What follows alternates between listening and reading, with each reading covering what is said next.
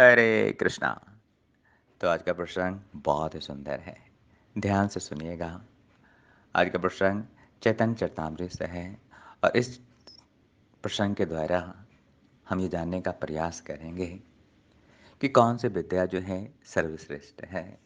चैतन्य चरितामृत में वैसे तो बहुत सारे प्रसंग हैं। सनातन गोस्वामी, रूप गोस्वामी संवाद, चैतन्य महाप्रभु और रूप गोस्वामी संवाद, चैतन्य महाप्रभु और सनातन गोस्वामी संवाद, चैतन्य महाप्रभु और कुरुम ब्राह्मण संवाद, चैतन्य महाप्रभु और राय रामानंद संवाद।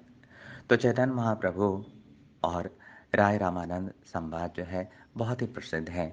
कई बार इस संवाद को पढ़ भी चुके होंगे, सुन भी चुके होंगे।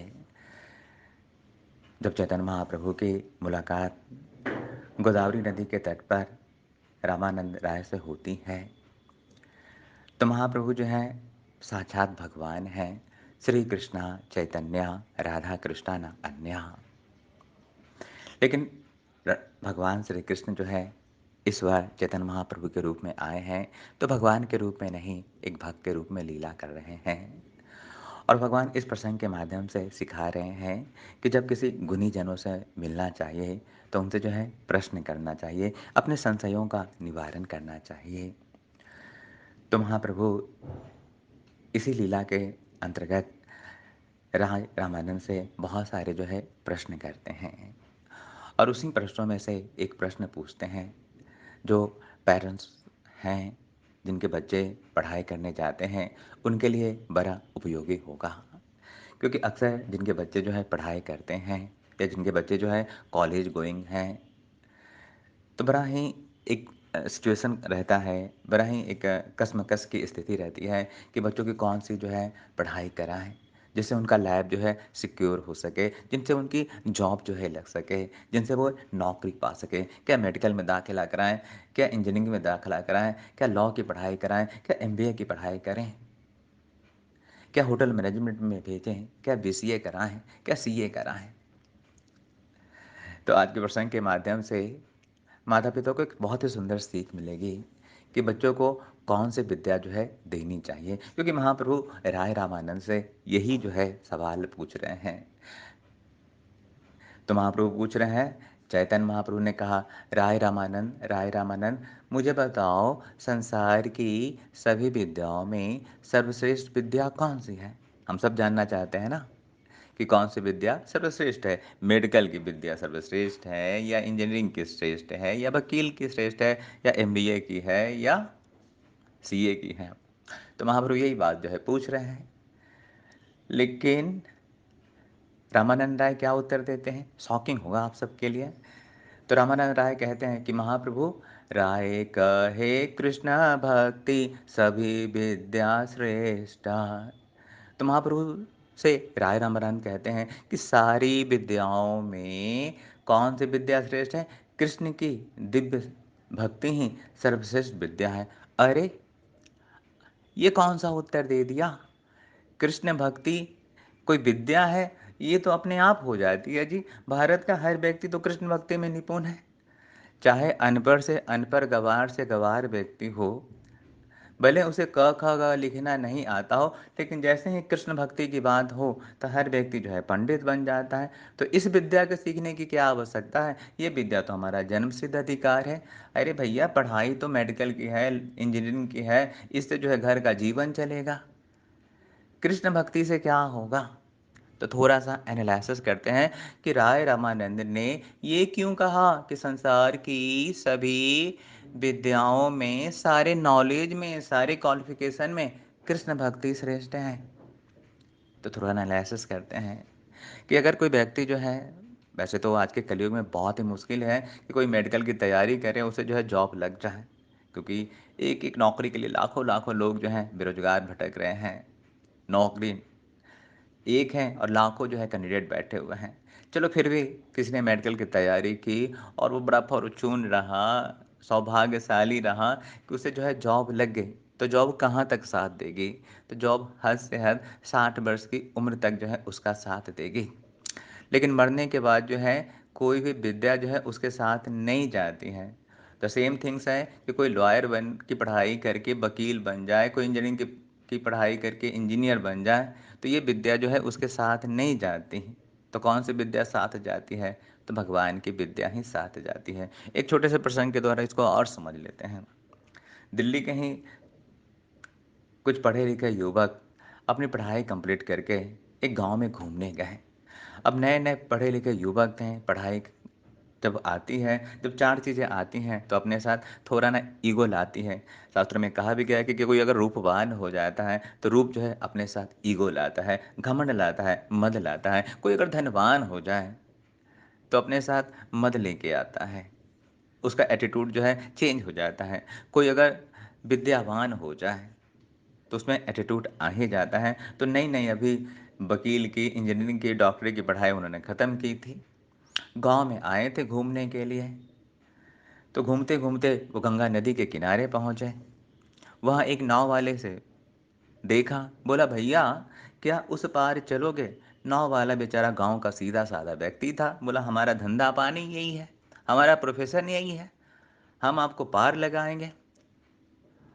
और फिर तीनों युवक जो हैं बैठ गए किराया तय करके। नाव वाला भी नाव जो है उस पार ले जाने लगा, ले जाने लगा, ले जाने लगा। यात्रा के दौरान ही उन तीनों युवकों ने ऐसे ही बात-बात में नाव वाले से पूछा, "भैया, भैया तुम कभी अमेरिका गए हो?" बोला, "अरे भाई मैं तो कभी अपने गाँव से भी बाहर नहीं गया।" तीनों युवक हँसने लगे, बोले, "अरे! तेरा तो 25% जीवन बेकार ही गया।" नाव वाला सीधा-साधा था, कुछ भी नहीं बोला। फिर बोला, "तुमने पढ़ाई की है?" बोला, "नहीं माँ-बाप हम तो कभी पढ़ाई भी नहीं किए हैं।"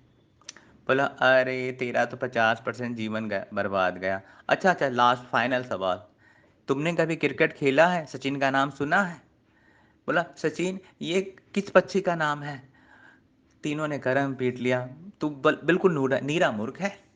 तेरा 75% जीवन जो है बेकार गया।" नाव वाला कुछ नहीं बोला। नाव आगे चलाता रहा, चलाता रहा। जैसे ही नाव थोड़ी और बढ़ी आगे, एक जगह नाव जो है भंवर में फँस गई। नाव जो है गोल-गोल घूमने लगी।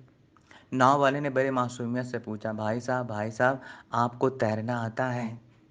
उन्होंने बोला, "हम पढ़े-लिखे हैं, हमने डॉक्टरी की है, हमने वकील की पढ़ाई की है, इंजीनियरिंग की पढ़ाई की है, हमने तैरना नहीं सीखा है।"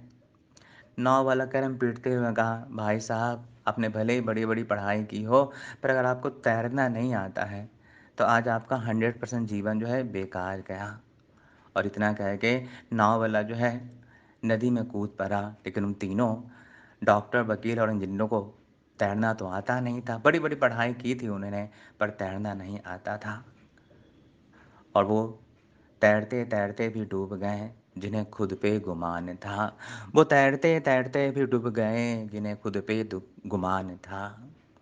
और वो डूबते-डूबते भी तर गए, जिन पे खुदा मेहरबान था। तो नाव वाला भले ही कुछ नहीं जानता था, पर उसे तैरना आता था, तो वो भवसागर को तर गया। लेकिन वो तीनों युवक जो काफ़ी पढ़े-लिखे थे, उन्हें सब कुछ आता था, पर तैरना नहीं आता था, तो वो डूब गए। तो हम अपने बच्चों को चाहे इंजीनियर बनाएँ या डॉक्टर बनाएँ या वकील बनाएँ, पर उन्हें भक्त अवश्य बनाएँ क्योंकि ये संसार सागर से वही पार होगा जो भगवान को जपेगा, पार होगा वही जो पकड़ेंगे राम, डूब जाएगा जो जिसे छोड़ देंगे राम। तो पार वही होगा जो राम नाम का उच्चारण करेगा। इसीलिए गोसाई तुलसीदास जी कहते हैं कि माता-पिता भलकन भुलावे, उदर भरे सो पाठ पढ़ावे। कि माता-पिता जो है बालकन को भुलाते हैं। माता-पिता तो वही पढ़ाई पढ़ाते हैं ना, इंजीनियरिंग की पढ़ाई कराते हैं। तो इंजीनियरिंग पढ़ाई से क्या होगा? बहुत हद तक उसको जॉब लगेगी, घर में 2 पैसे आएँगे। इन मेडिकल की पढ़ाई कराएँगे तो डॉक्टर करेगा, क्या आएँगे? 2 पैसे आएँगे, तो बस पेट भरेगा। लेकिन आत्म उद्धार कैसे होगा? इस संसार सागर से पार कैसे लगेगा? ये विद्या तो माता-पिता सिखाते ही नहीं हैं। और सपोज़ दैट कोई बच्चा अगर भक्ति करने लगे, माला जप करने लगे, तो उसे करने भी नहीं देते हैं कि चलो एक तो हमने इसे नहीं सिखाया, किसी ने कृपा करके, किसी ने करुणा करके इसे भक्ति सिखा भी दी है, तो और ताने देते हैं और उसकी भक्ति में बाधा डालते हैं कि अरे! भक्ति करने की ये कोई उम्र है। अभी तो जवानी है तुम्हारी, अभी तो पढ़ाई करो, अभी तो खेलो-कूदो, कुछ भी करो, पर भक्ति मत करो, भक्ति तो बुढ़ापे में मत करना तुम। तो उनसे कोई पूछे कि अम्मा जी, दादाजी, आप तो बूढ़े हो गए, आप तो भक्ति करो और आएगा बुलावा तो कभी भी जाना पड़ेगा। तो इसलिए चैतन्य महाप्रभु ने जानबूझकर हमारे बिहाफ़ में पूछा ये सवाल कि हे रामानंद, सारी विद्याओं में सर्वश्रेष्ठ विद्या क्या है? तो राय रामानंद कहते हैं कि सारी विद्याओं में जो कृष्ण भक्ति की विद्या है, वही सर्वश्रेष्ठ है। विद्या वही सफल है, एजुकेशन वही सफल है, जो इस cycling of life and death से छुड़ा दे, जो इस संसार भवसागर से पार लगा दे। चाहे डॉक्टर की पढ़ाई में हम कितने भी सर्वश्रेष्ठ क्यों ना हो जाएँ, वकील हो जाएँ, इंजीनियर हो जाएँ। मैं नहीं कहता कि कोई व्यक्ति जो है डॉक्टर ना बनाए अपने बच्चों को, वकील ना बनाए, अपने बच्चों को पढ़ाई ना कराए। लेकिन साथ ही साथ केवल इसकी पढ़ाई ना दें, उन्हें जो है भागवत भक्ति की भी शिक्षा दें, ताकि उनका जो है इहलोक और परलोक दोनों जो है सुधर जाएँ। इसीलिए ने किसी ने बहुत ही खूब कहा है कि किसी बच्चे को अगर उपहार में गिफ्ट ना मिले, तो वो कुछ देर रोएगा, लेकिन उसे अगर संस्कार ना मिले, तो वो सारी उम्र रोएगा, बारंबार रोएगा। तो बच्चों को पढ़ाई तो कराइए, लेकिन साथ ही साथ धार्मिक संस्कार भी दीजिए, भागवत भक्ति का ज्ञान भी दीजिए, हरि नाम का ज्ञान भी दीजिए, ताकि आपका बच्चा जो है, आपका परिवार जो है, इहीं लोक में और परलोक में दोनों में जो है सफल हो सके। और यही जो है वास्तविक विद्या है, यही जो है वास्तविक पेरेंट्स का नाता है। इसीलिए भगवान ऋषभदेव कहते हैं कि पिता न सस्यात्, माता न सस्यात्, गुरु न सस्यात्, देवो न सस्यात्। तो ऋषभदेव अपने पुत्रों को उपदेश देते हुए कहते हैं कि हे पुत्रों, किसी को माता-पिता तब तक नहीं बनना चाहिए, जब तक अपने बच्चों को भागवत भक्ति का ज्ञान नहीं देना चाहिए। पति नहीं बनना चाहिए, जब तक अपनी पत्नी को भागवत भक्ति का ज्ञान नहीं देना चाहिए। गुरु नहीं बनना चाहिए, जब तक अपने शिष्यों को भागवत भक्ति का ज्ञान देकर इस भवसागर से पार न लगा दें। यहाँ तक कहते हैं कि देव भी नहीं बनना चाहिए, अगर अपने आश्रितों को वो पार ना लगा सके। तो विद्या वही श्रेष्ठ है, जो आपको इस संसार सागर से पार लगा सके। हरे कृष्णा, कृष्णा कृष्णा, हरे हरे, हरे राम, राम राम, हरे हरे। तो सभी जो है इस विद्या को सीखिए और ख़ास करके जो पेरेंट्स हैं, अपने बच्चों को बाल अवस्था से ही कृष्ण भक्ति की शिक्षा दीजिए, ताकि उसका इहलोक और परलोक दोनों जो है सुधर सके। हरे कृष्णा।